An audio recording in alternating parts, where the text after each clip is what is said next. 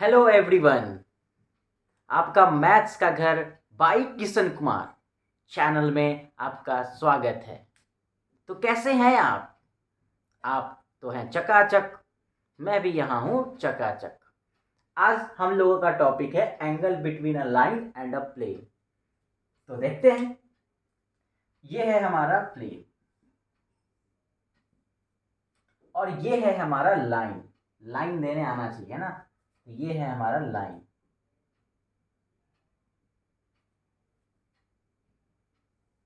देखो, ये है हमारा लाइन। इस लाइन का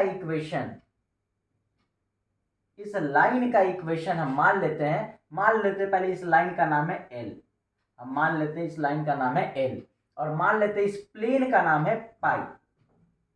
मान लिए हैं कि इस प्लेन का नाम है पाई। तो पाई प्लेन का इक्वेशन हम लिख लेते हैं r vector dot N vector equal to d. किसी भी प्लेन का इक्वेशन यही होता है, r vector dot N vector equal to d. और लाइन का इक्वेशन हम मान लेते हैं r vector equal to a vector plus lambda times b vector. ठीक है। और हमें निकालना है प्लेन और लाइन के बीच का एंगल। तो ये तो है हमारा प्लेन और ये था हमारा लाइन। ठीक है। और ये हमारा इन दोनों के बीच का एंगल कितना है? थीटा। तो यहाँ पे पिक्चर में जो बना है यहाँ पे ऑलरेडी बनाए थे, तो यही आपका कितना एंगल? थीटा है। ठीक है। तो यहाँ पे आपको बात समझ में आ गया कि लाइन और प्लेन के बीच का एंगल आपका कितना दिख रहा है? थीटा दिख रहा है ना। अब एक बात सब बताओ, ये प्लेन ऐसे निकला होगा। अगर आपको मैं एक बार दिखाएं, ये है हमारा प्लेन, ये है हमारा प्लेन और ये निकला है हमारा लाइन ऐसे। ठीक है। ये हमारा निकला है लाइन। तो देखो लाइन खड़ा भी नहीं होता है ना जी। ये इसको एक मिनट ये ऐसे पकड़ लेते हैं। ठीक है। अब थोड़ा सा टाइट है। अब देखो, ये है लाइन और ये है प्लेन। तो प्लेन और लाइन के बीच में एंगल कितना बन रहा है? थीटा। यही थीटा है यहाँ पे, ये थीटा है। और पता है आपको, इसका जो नॉर्मल होगा वो ऐसे करके परपेंडिकुलर होगा, ऐसे करके निकलेगा ना, ये परपेंडिकुलर होगा। लाइन है ऐसे, जो कि इस प्लेन के साथ थीटा एंगल बना रहा है, ये थीटा है। और ये है आपका नॉर्मल। तो बताओ, अगर ये थीटा एंगल बन रहा है तो नॉर्मल के साथ ये वेक्टर या लाइन कितना एंगल बनाएगा? थोड़ा सोच के बताओ, सोचो।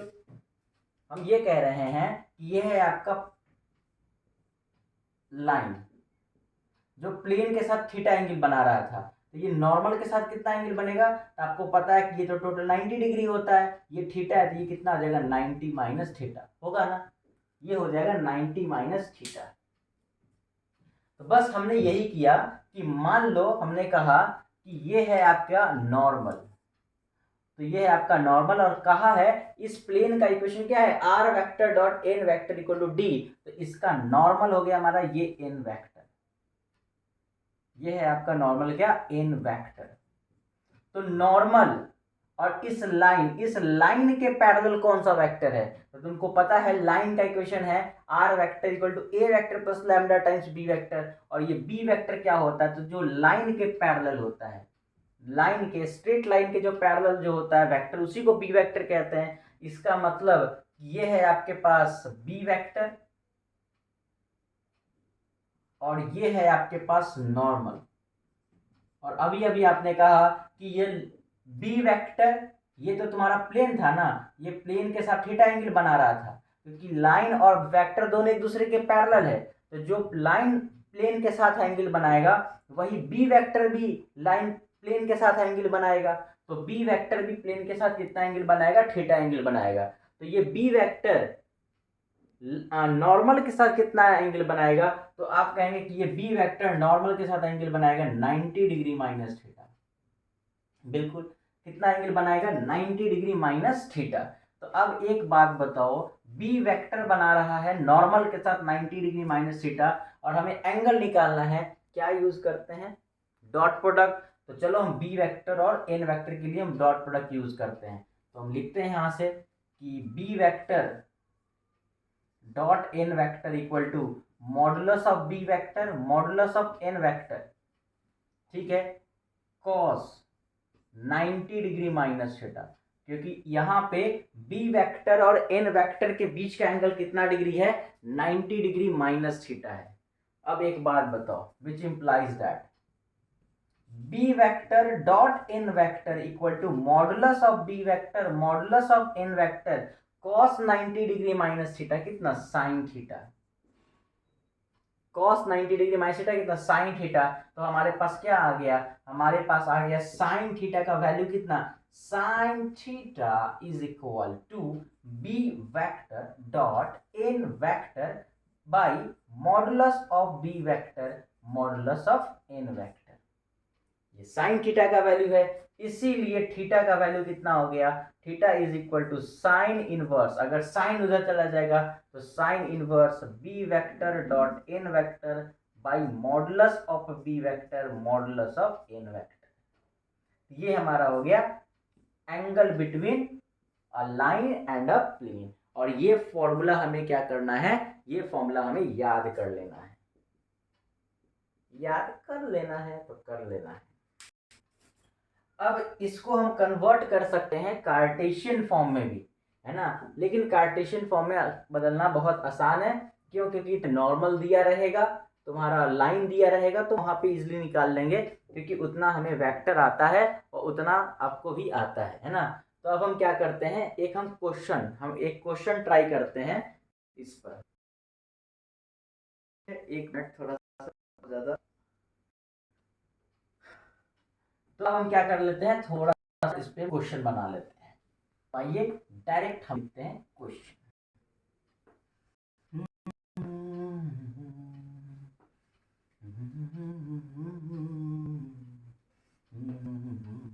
क्वेश्चन देखिए, तो ये है आपके पास प्लेन, और उस प्लेन का इक्वेशन आपको बता रहा है क्या, प्लेन का इक्वेशन दे रहा है आपको आर वेक्टर, यहाँ लिख देते हैं ना, यहाँ लिख देते हैं, प्लेन का इक्वेशन है r vector dot 2i cap plus 3j cap plus 5k cap equal to 7। ये किसका इक्वेशन है, प्लेन का। और एक लाइन का इक्वेशन दिया गया है आपको, एक लाइन का इक्वेशन दिया गया है, ये लाइन है, और इस लाइन का इक्वेशन इधर लिख देते हैं, ठीक है। इस लाइन का इक्वेशन दिया हुआ है आर वेक्टर प्लस, नहीं, आर वेक्टर इक्वल टू 2, है ना, ऐसे कर लेते हैं, 2i cap minus 3j cap minus 4k cap plus lambda times, नीचे लिख लेते हैं, plus lambda times 3i cap minus j cap plus k cap. ठीक है, तो ये हमारा लाइन का इक्वेशन है, ठीक है, ये हमारा लाइन का इक्वेशन, और ये है हमारा प्लेन का इक्वेशन। तो हमें पूछा गया है कि लाइन और प्लेन के बीच का एंगल कितना होगा, है ना, हमसे पूछा गया लाइन और प्लेन के बीच का एंगल कितना होगा। चलिए निकालते हैं, क्या था formula, theta is equal to sine inverse b vector dot N vector modulus of B vector modulus of N vector. तो यहाँ से sine inverse b vector dot N vector किसका काम कर रहा है, बी वेक्टर कहाँ है, ये, एन वेक्टर कहाँ है, ये, दोनों का डॉट लो, 3 × 2 6, है ना। डॉट प्रोडक्ट कैसे करते हैं ना, आई कैप के कंपोनेंट को आई कैप के कंपोनेंट से मल्टीप्लाई करते हैं, 3 × -1 -3, 5 × 1 5 by modulus of B vector निकालो, 2 का स्क्वायर 4, 3 का स्क्वायर 9, 9 4 13, और 5 का स्क्वायर 25, तो कितना आ गया, 25 5 30, 4 34 4 38। ये तो तुम्हारे पास है √38 मॉडुलस ऑफ एन वेक्टर। हाँ, ये कौन निकाल दीजिए, ठीक है, हम पहले इसका निकालिए ना, मॉडुलस ऑफ एन वेक्टर निकाल दिए, मॉडुलस ऑफ बी वेक्टर 3 का स्क्वायर 9, 1 10 1 11, ठीक है, पहले निकल गया हमसे, लेकिन लिखा था मॉडुलस ऑफ बी वेक्टर, पहले ये निकालना था। समझदार हो भाई, तुम समझ गए। इक्वल टू साइन इनवर्स 100 5 11, 11 में से 3 गया 8, 8 बाई √38 √11 मल्टीप्लाई कर सकते हैं, आंसर आ जाएगा, साइन इनवर्स 8 बाई √8 3 11, ठीक, 1 4, तो साइन इनवर्स 8 बाई √4 18। तो लाइन और प्लेन के बीच का ये एंगल हो गया, ई हमारा हो गया क्या चीज, मेरा आन बान शान, है ना, यही है हमारा आन बान शान। तो ये आई थिंक आपको समझ में आ गया। अब हम लोग नया चीज पढ़ते हैं इसी में। नया चीज क्या है,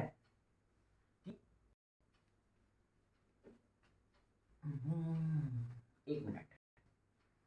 तो नया चीज हम लोग इसमें पढ़ना चाह रहे थे, intersection of a line and a plane. ठीक है, तो टॉपिक हम लोग लिखते हैं intersection, intersection, intersection intersection of a line and plane, intersection of line and plane.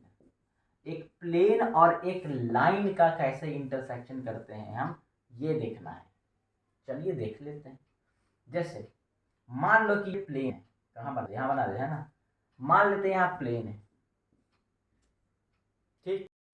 मान लेते हैं इस प्लेन का इक्वेशन है r vector dot N vector equal to कौन सा, वो वाला करते हैं ना ये, हाँ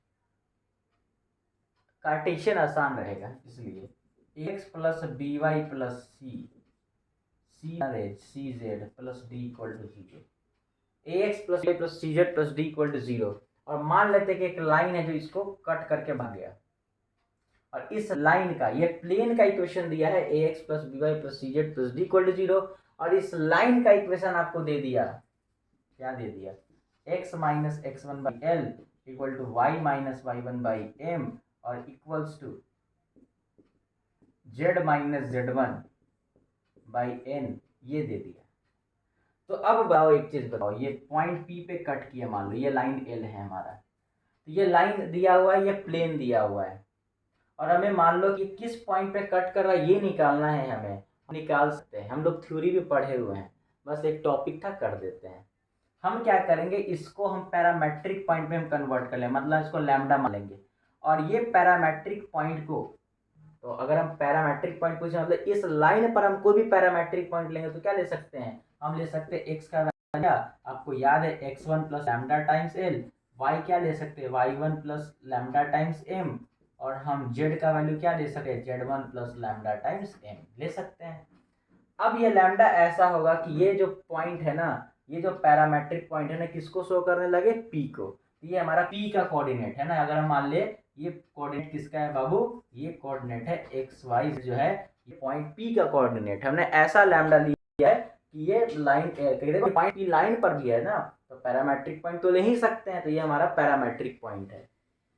अब बताओ ये जो पॉइंट है ना कहाँ पे है, ये प्लेन पे है, इसका मतलब प्लेन की इक्वेशन क्या करेगा, सेटिस्फाई करेगा। तो आप कह देंगे कि ये जो पॉइंट पी है वो तो लाई करता है इस प्लेन पे, तो सेटिस्फाई कराओ, एक्स जगह पे क्या लिख देंगे x one plus lambda times L, फिर ऐसे ही बी वाई के जगह क्या लिख देंगे y one plus lambda times m, और ऐसे ही सी जेड के जगह क्या लिख देंगे z one plus lambda times n और plus d equal to zero. यहां से तुम देखोगे तो लैम्डा आ जाएगा, देखो ना ए एक्स वन माइनस कॉमन लेके उधर भेज दिए हैं, B Y one plus c Z one, ठीक है, और कितना आ जाएगा, कुछ और आएगा का माइनस डी, देखा था जनिता ना प्लस होता है बाई, ये कितना आएगा, ये आ जाएगा a l plus b m और प्लस सी एन, ये आ जाएगा। ये लैम्डा हमारे पास आ गया है ना। अब ये लैम्डा हम क्या करेंगे, ये लैम्डा अगर हम यहाँ रख देंगे, अगर हम ये जो लैम्डा का वैल्यू निकाले, अगर ये लैम्डा यहाँ उठा के हम रख देंगे, या ऐसा कहो कि ये लैम्डा अगर हम यहाँ ला के रख देंगे, यहाँ ला के रख देंगे, यहाँ ला के रख देंगे, तो x का वैल्यू y का वैल्यू और z का वैल्यू आ जाएगा, जिससे कि ये लाइन प्लेन को किस पॉइंट पे कट कर रहा है हम इजिली निकाल सकते हैं। And this is the concept of intersection of a line and a plane. तो मेरा वीडियो पसंद आ रहा है आपको, तो आपको लाइक करना है, सब्सक्राइब करना है, अरे कितना बार बोले, वीडियो सब्सक्राइब नहीं होता है, चैनल सब्सक्राइब होता है। ठीक है मान लेते हैं, चैनल को सब्सक्राइब कीजिए और बेल आइकन को भी दबा दीजिए। कैसे, जोर से दबाइए कि जब भी हम वीडियो इधर से भेजेंगे तो सबसे पहले आपके पास पहुंचे। ओके।